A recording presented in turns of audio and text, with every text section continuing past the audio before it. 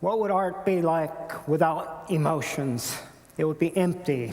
What would our lives be like without emotions? They would be empty of values. So a famous classical poet said, "We hate and we love. Can one tell me why?" Catullus. Science does not answer why questions. Science answers how questions. But the why question would be answered as follows. We have feelings because they tell us what supports our survival and what detracts from our survival. And I've been in this field now for half a century, and it's been a fairly lonely field because when I was a student in electrical engineering, I started getting bored, and I worked in the back wards of a psychiatric hospital and saw human tragedies, their emotional tragedies, and no one knew what emotions were, how we get these feelings. So I decided to shift to neuroscience, first clinical psychology, then neuroscience. That is the only path to understanding how we feel. This seems to be an impenetrable mystery, but it is potentially penetrable with neuroscience, especially if we take the emotions of animals seriously. And a friend sent me these pictures. Little fawn was injured, and the dog took a special interest in the fawn. Now, is the dog thinking,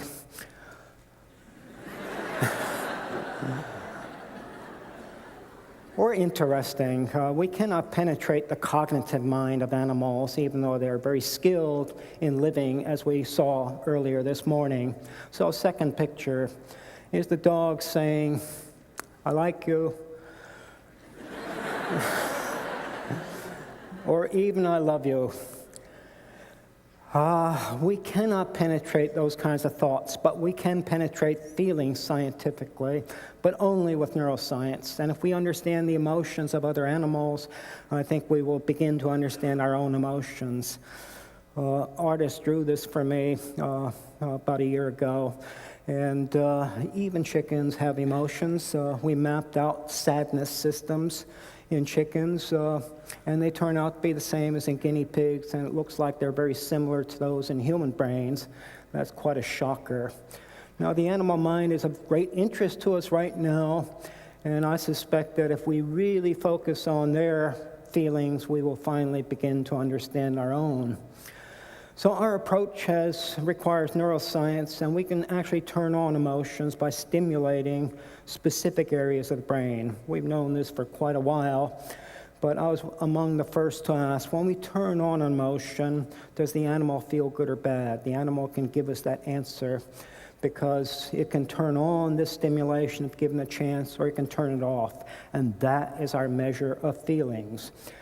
So we're very similar at the bottom of our minds, and we're very, very different at the top of our minds. We are the cognitive creatures. They are the emotional creatures, but they obviously must have thoughts about their lives and the world. So this is a powerful emotion. We get angry and we get scared because of very similar systems in our brain. And it turns out that wherever you produce this anger response in animals, they turn it off. They don't like the feeling. So there is something like anger in the animal brain. And if we understand those circuits, we might have new treatments for, irritability disorders. Someone is continually getting angry and you say, "Take a pill." Well, we have no pill. But we do have knowledge about 7 basic emotional systems. We call them primary emotions. We capitalize them because this requires a specialized terminology for science. Otherwise, we have confusing conversations because of so many words. So what feeling does the seeking system, others still call it the reward system? The feeling is not pleasure. The feeling is enthusiasm. This is diminished in depression, and I'll show you one clinical trial we're running where we're facilitating enthusiasm directly through deep brain stimulation. That's the feeling in the vernacular. I'm using everyday terms here, of course, and There are many sources of anxiety in the world, but we only have one powerful fear system. And what shall we call the feeling of lust? Well, I thought of passion, but that is too broad a term. Now, care is tender and loving. It's hard to describe these pre-verbal powers of the mind. The panic system generates loneliness and sadness, and like I told you, in chickens we measure separation calls. So play brings you great joy. If you have too much psychological pain, namely the panic system, probably causes panic attacks also. This is the gateway to depression, too much psychological pain. If it's way beyond bounds, people begin to think about killing themselves. So we have developed one antidepressant by focusing on the molecular biology of happiness and joy, and it is currently in human testing. Yes, that is the way tender, loving feelings feel in the mind. It has a certain dynamic. It comes across in the body, the way the mother caresses a child. And a child that doesn't have that will have psychological problems for the rest of his or her life. So, if we understand these emotional systems, some of them will be rewarding, some are punishing, but they're never neutral. And that is the evidence that they have emotional feelings. And we can predict that if we stimulate the rage system in humans, they will be very angry, and that has been shown just accidentally during surgical procedures. So let's focus on this panic system that we started to study 45 years ago. When you separate a young one from the mother, they begin to cry because the mother is the absolute source of security. And we started measuring this crying and trying to figure out the neuroanatomy of it and the neurochemistries, and that has led to new treatments for depression as well as for suicide. If you take a little bird, and they're born, and they're walking around, and they're crying, looking for their mother, as soon as they find the mother's wings, they settle down, and they're comfortable. And we can simulate this by simply holding the little ones in our hands. They immediately quiet down, they feel comfortable, their beak goes down, and they fall asleep. This is because we're activating chemicals that counteract psychological pain. And the most powerful chemistry for this turns out to be brain opioids. That's a shocker. It turns out that our love and our attachment are partially addictive phenomena. They ride upon our internal opioids. They provide us with a sense of security that everything is right in the world. So there we are. That is the reason we become addicted to these molecules. And it's a tragedy of our country that we put people in jail as opposed to putting them in treatment facilities to explain what's happening in their brains. I think it would be wonderful if our government had an open conversation about the sources of addiction in our brain. Opioids mediate motherly love, the attachment bond between mother and child, the attachment bond between loving adults. And then we found that the molecule that releases milk from the breast also is very powerful in the brain in reducing the panic response, the separation distress response. And lo and behold, the molecule that manufactures milk in the breast is equally effective in reducing separation distress. So the physiology of motherhood is the physiology of love. And we mapped this system with deep brain stimulation in guinea pigs first, and then chickens, and the anatomy was the same, the neurochemistries were the same. And you see that in the guinea pig picture, a deep subcortical system where you can activate these separation cries. And even if you take an adult guinea pig that no longer cries, if you put an electrode in there, they will cry like a little baby as long as you provide the stimulation. So where does it go? It kind of develops inhibition from higher brain areas. Testosterone is something that counteracts crying. That's why there's a large difference in male and female emotions. Antonio Damasio imaged emotional feelings for the first time and found a very similar trajectory. And then Yankar Subieta at University of Michigan, Ann Arbor, found that human depression and sadness were low opioids in these same brain areas. Remarkable. We are brothers and sisters under the skin with all the other animals, which provides us with a special responsibility for how we treat them in this world of ours.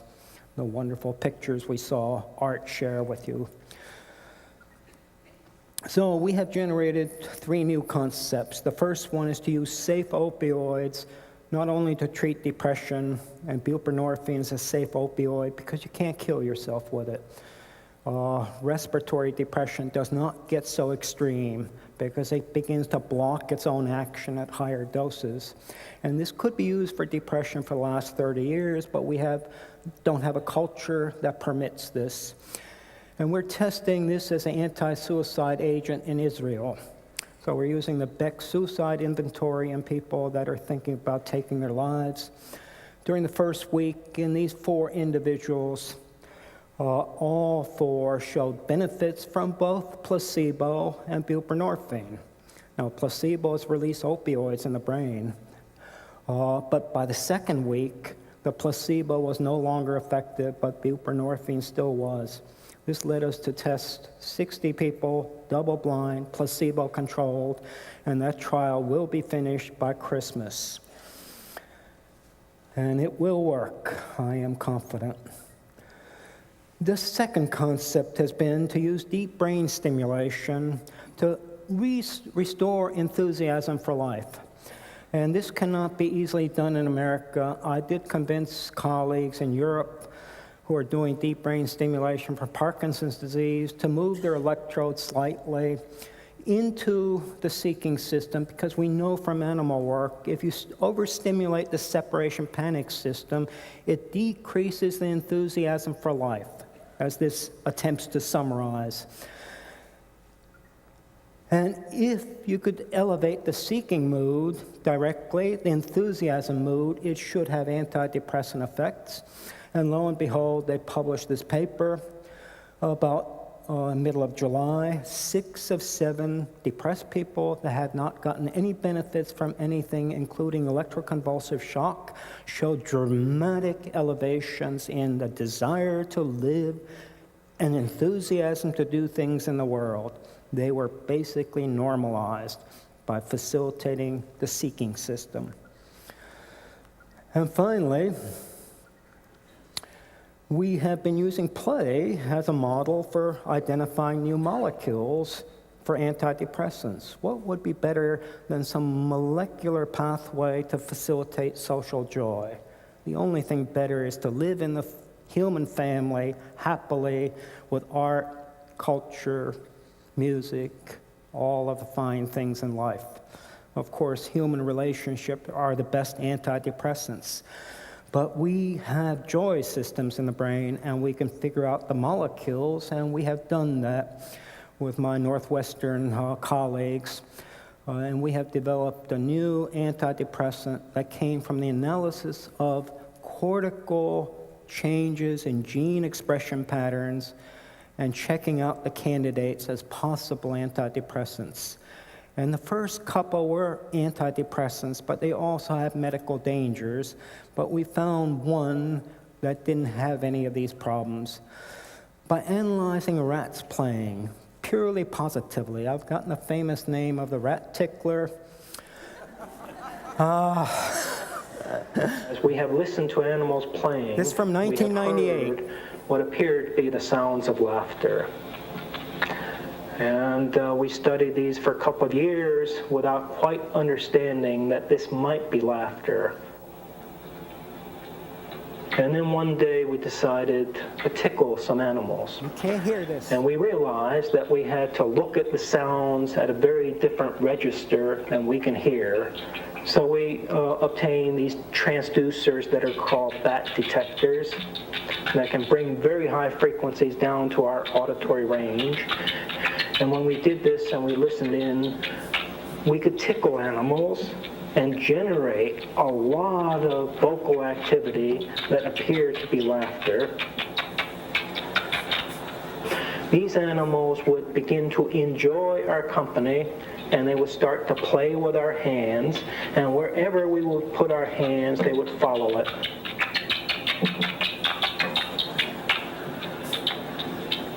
And when we tested these animals to ask whether they were enjoying this kind of activity, the unambiguous answer was yes.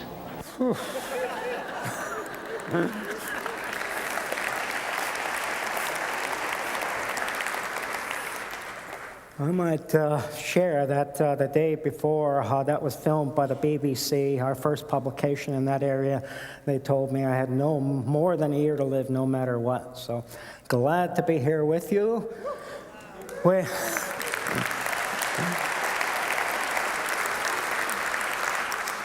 If we finally take the emotions of the other animals seriously, we will finally understand how we have these feelings of joy and sorrow, anger and sadness.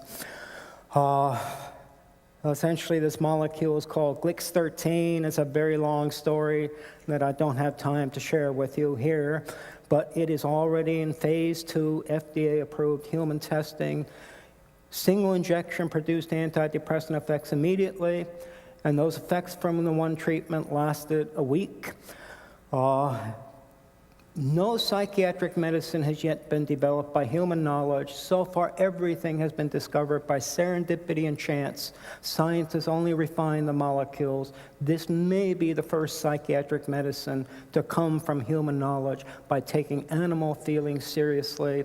And this has no poisonous properties as far as we can tell. It's also not addictive. So finally, this is the conclusion of a 50-year-old journey. And I do hope that, people, take a very different attitude to animals than has been common in research, in a variety of other human activities. We are brothers and sisters under the skin, and we better recognize that. And once we understand them, we will finally understand ourselves. Thank you.